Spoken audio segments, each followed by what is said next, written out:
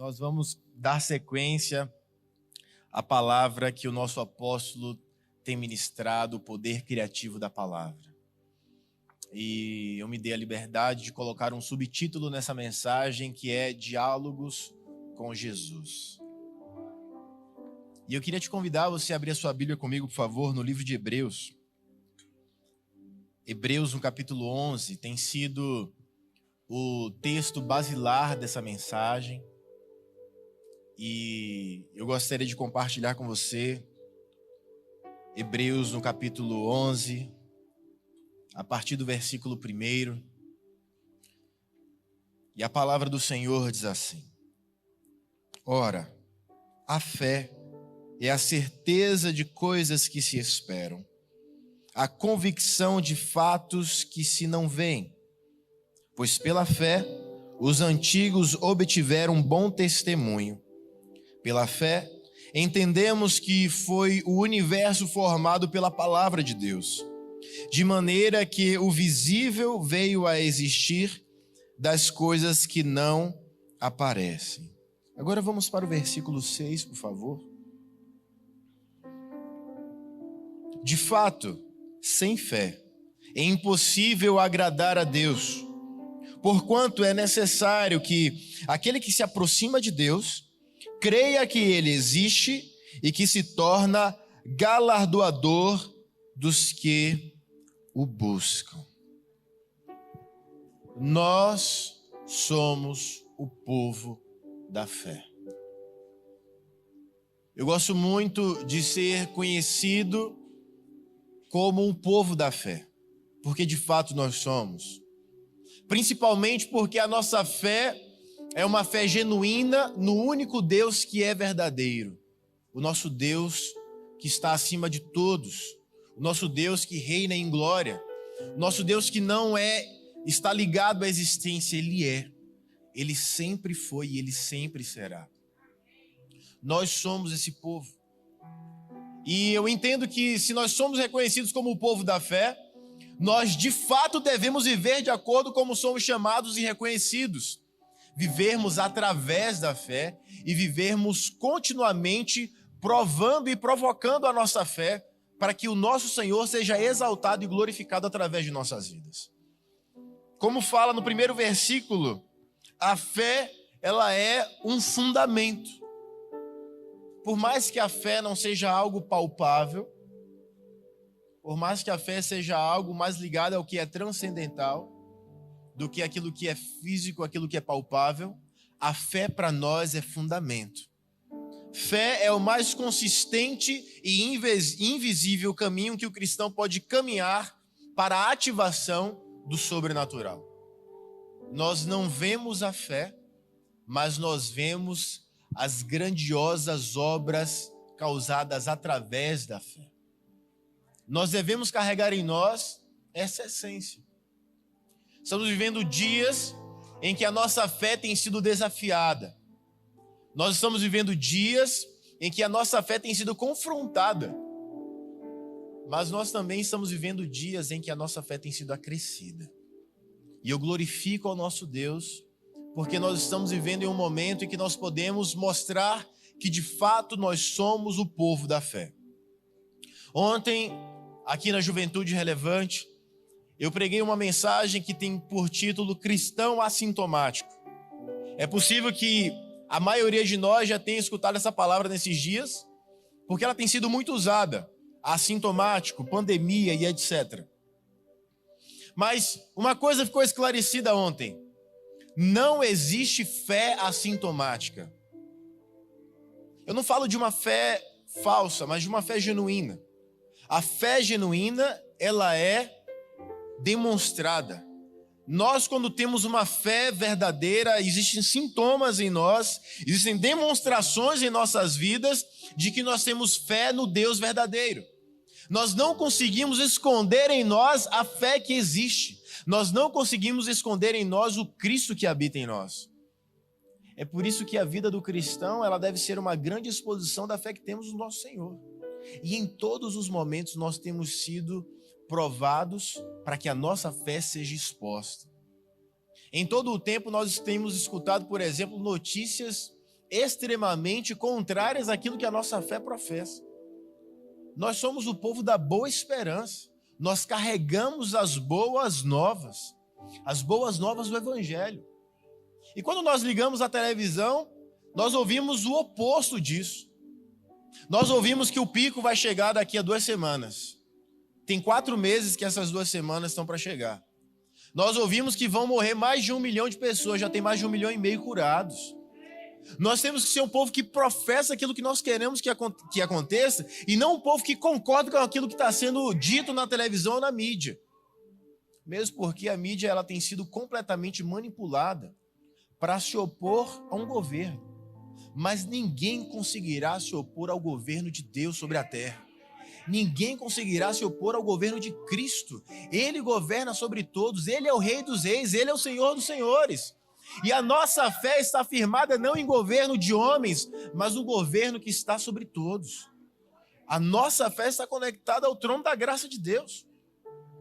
Uma fé firme se evidencia através das palavras que professamos. Nós devemos falar aquilo que acreditamos. Porque se você parar para perceber, em muitos momentos nós somos pegos falando e concordando com as notícias que são contrárias à nossa própria vida. Vai dar tudo errado, as empresas vão quebrar, vai ter o maior índice de desemprego na história, e nós falamos ao contrário. As empresas serão sustentadas pelo Senhor, os empregos serão sustentados pelo Senhor, a mão de Deus está sobre o nosso país. É isso que nós temos que professar. Eu tenho orado muito, falei ontem, sobre alguns setores da nossa sociedade, como restaurantes, eventos, turismo, para que a mão de Deus esteja sobre estes lugares, para que Deus sustente esses negócios e todas as pessoas que estão ligadas a estes negócios. Porque, de fato, há um momento de incerteza, insegurança e instabilidade. Mas eu tenho aprendido algo, queridos, com a minha vida. Eu sei que eu sou muito novo, mas uma coisa eu entendi. A única estabilidade que existe é em Cristo Jesus. Não existe estabilidade fora da vida com Cristo. Não existe estabilidade financeira, não existe estabilidade emocional. Vivemos dias em que as emoções têm sido por demais bombardeadas e influenciadas para aquilo que é negativo. Estamos todos em um momento sensíveis como seres humanos. Mas que a nossa sensibilidade como cristãos esteja muito mais para ouvirmos a voz de Deus do que para nos inclinarmos ao que tem acontecido no mundo. No versículo 2 de Hebreus, nós vimos que pela fé os antigos obtiveram um bom testemunho. E eu entendo que pela fé, nós que temos o Espírito Santo de Deus devemos ser também um bom testemunho. Os antigos não tinham a Bíblia, os antigos não tinham antigos. Quem foi que Abraão teve antes dele? E ele foi chamado pai da fé. Nós temos muitas paternidades, se é possível dizer isso, em relação à fé, em relação ao desenvolvimento da vida cristã após a vinda de Cristo. Nós vimos muitos homens e mulheres que se dedicaram intensamente na fé e na propagação da palavra da fé. Nós temos fundamento naquilo que nós vivemos. Nós temos excelentes exemplos naquilo que nós vivemos. Nós temos em nós o Espírito Santo de Deus. Nós somos mais do que obrigados a proclamarmos essa fé com muita intensidade, porque a fé que cremos é uma fé genuína. Não é uma fé vaga, não é uma fé abstrata, é uma fé de fato num Deus que existe e que é por nós. O versículo 3, que tem sido o texto principal do desenvolvimento dessa série de mensagens, diz que pela fé nós entendemos que foi o universo formado pela palavra de Deus. E de fato a palavra de Deus criou tudo aquilo que nós vemos como mundo e universo. Hoje eu estava vendo uma fotografia tirada de um satélite de fora da Via Láctea e mostra um ponto pequenininho azul que é o planeta Terra. E dentre várias outras estrelas e vários outros luminares, está ali a Terra, um pontinho azul. Mas dentro desse pontinho azul existe aquilo que Deus mais ama: os homens. Nós somos tidos como a coroa da criação de Deus. Deus criou tudo com a sua palavra. Mas o homem, como fala em Gênesis no capítulo 1, versículo 26 e 27, diz: e disse Deus: façamos o homem à nossa imagem, conforme nossa semelhança, e domine sobre os peixes do mar, e sobre as aves do céu, e sobre o gado, e sobre toda a terra, e sobre todo o réptil que se move sobre a terra. E criou Deus o homem à sua imagem, a imagem de Deus o criou, homem e mulher os criou. Nós somos a única criação de Deus que fomos criados à sua imagem. Todas as outras coisas Deus simplesmente falou, mas nós fomos formados. E a forma que Deus usou para nos criar foi Ele mesmo. Então sim, nós nos parecemos com o nosso Senhor. Nós temos semelhanças com o nosso Senhor. E agora que somos salvos em Jesus Cristo, nós estamos cada vez mais nos parecendo com Ele. Nós estamos numa caminhada crescente, em direção à perfeição, a ser um homem perfeito, a sermos cada vez mais parecidos com Cristo, que foi o primeiro. Jesus Cristo veio ao mundo para estabelecer um padrão que Deus deseja que nós nos pareçamos. O versículo 6 que nós lemos diz que quem se aproxima de Deus deve acreditar que Ele existe e que é galardoador, que é premiador, recompensador dos que o buscam. Quantos aqui vieram buscar a Deus nessa manhã? Tem recompensa para você, tem galardão para você. Eu não acredito em um evangelho que prega o oposto disso. Existem muitos pregadores que querem ser muito mais espirituais do que a própria Bíblia. E eles dizem: não é possível fazer barganha com Deus. Verdade, é impossível barganhar com Deus. Mas é possível receber galardões de Deus. É possível sermos premiados por Deus. Nós não vivemos na graça por merecimento. A graça existe porque Cristo foi colocado na cruz do Calvário. E o seu sangue derramado sobre nossas vidas faz com que tenhamos acesso aos tesouros de Deus, às bênçãos de Deus, à saúde que está em Deus, à prosperidade que está em Deus, à cura que está em Deus, ao equilíbrio no casamento que está em Deus, à estabilidade familiar que está em Deus. Estes são os galardões que estão em Deus e que Ele nos premia e que Ele nos entrega. Nós somos um povo da fé. Nós cremos nisso tudo é pela fé. E nós vemos em nossas vidas o resultado de ter uma vida em fé com Deus. A sua questão diante de Deus está a uma palavra da realidade. Comece a falar aquilo que você tem desejado em seu coração, em nome de Jesus. Porque a Bíblia nos ensina que quando nós oramos em nome de Jesus, o nosso Senhor nos ouve e Ele é fiel e justo para atender os nossos pedidos. Nós temos que ter mais fé naquilo que existe na palavra de Deus. Não é uma fé religiosa, não é uma fé de barganha. É uma fé porque nós sabemos que nosso Deus é também o nosso Pai e que Ele é por demais generoso em nos abençoar. Nós temos um exemplo da palavra de fé e de poder que é Jesus Cristo. E eu quero ler para você um texto que está em Lucas no capítulo 5, a partir do versículo 12. Lucas no capítulo 5, a partir do versículo 12.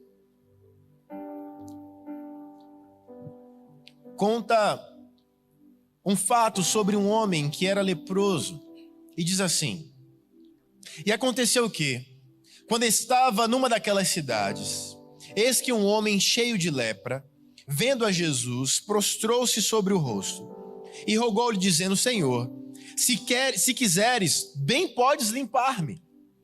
E ele, estendendo a mão, tocou-lhe dizendo: quero ser limpo. E logo a lepra desapareceu dele. E ordenou-lhe que a ninguém o dissesse. Mas vai, disse, mostra-te ao sacerdote e oferece pela tua purificação o que Moisés determinou para que lhe sirva de testemunho.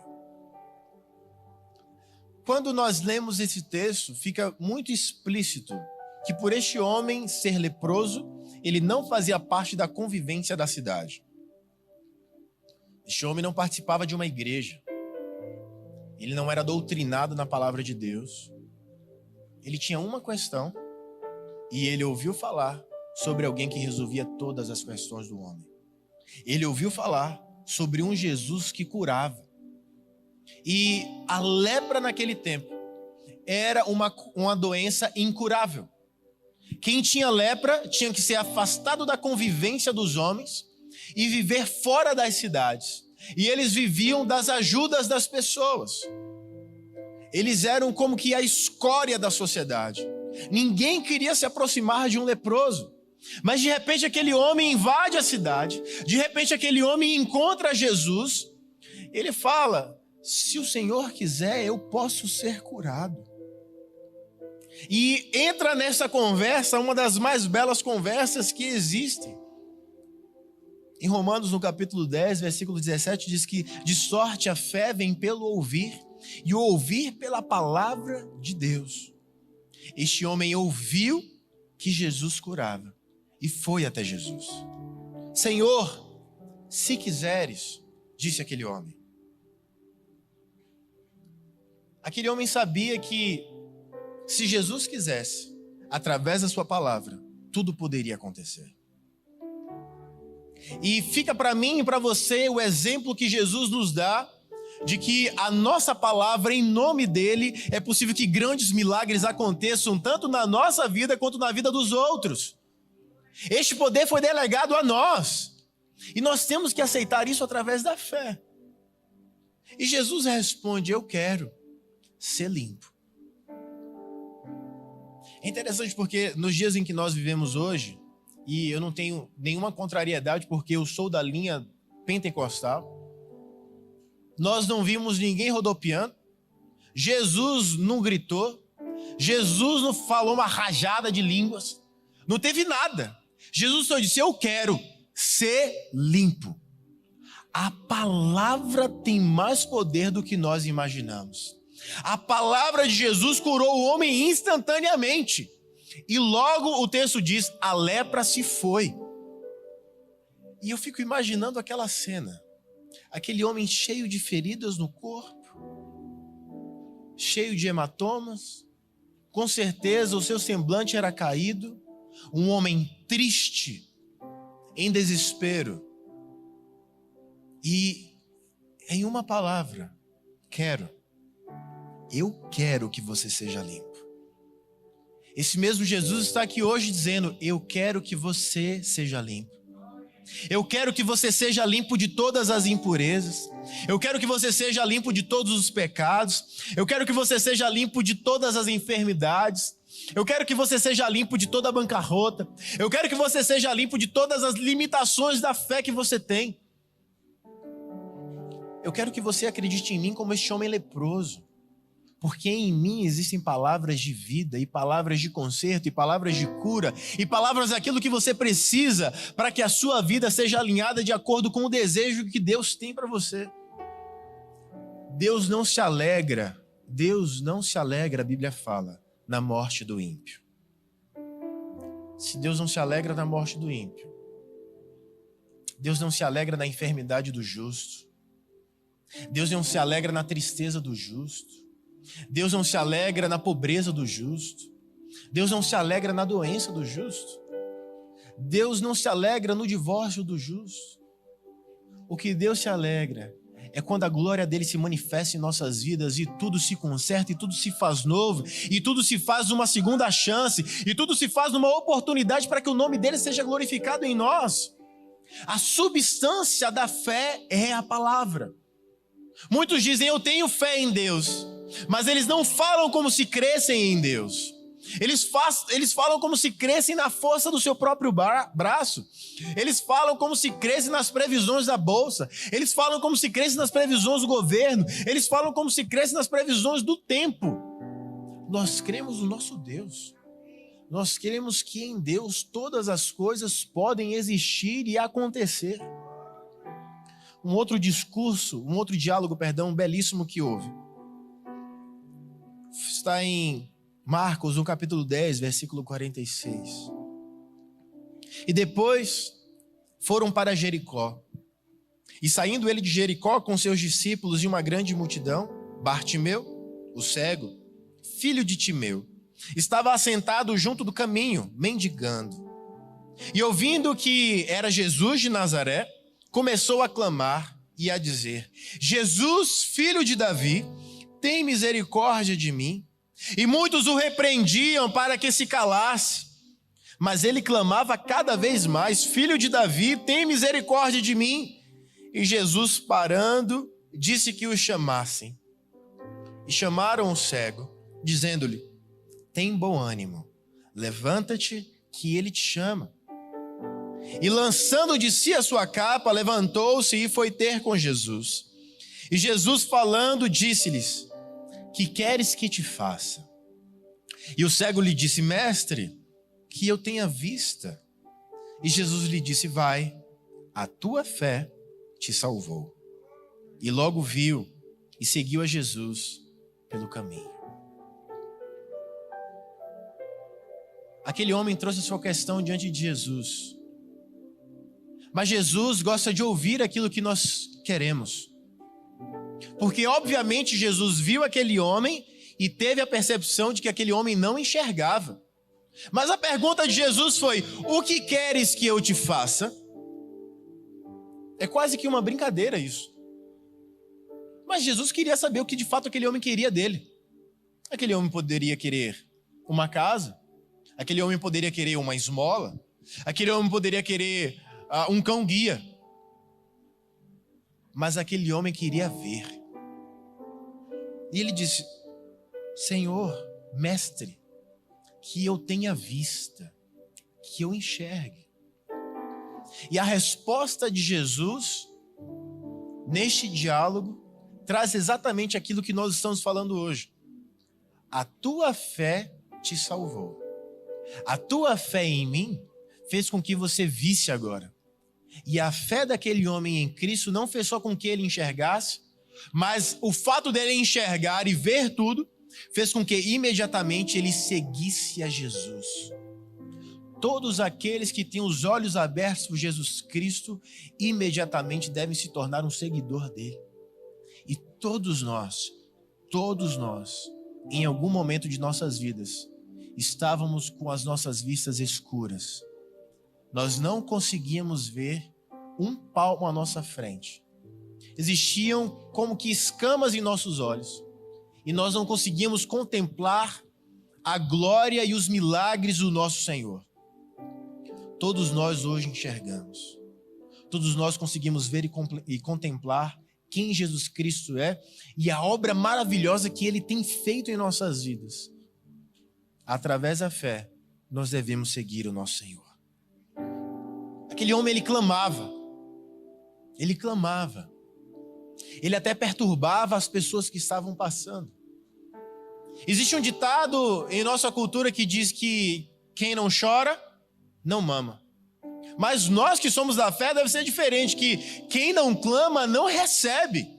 E em Jeremias, no capítulo 33, versículo 3, diz: clama a mim, e responder-te-ei, e anunciar-te-ei coisas grandes e firmes que não sabes. A nossa bênção está a um clamor.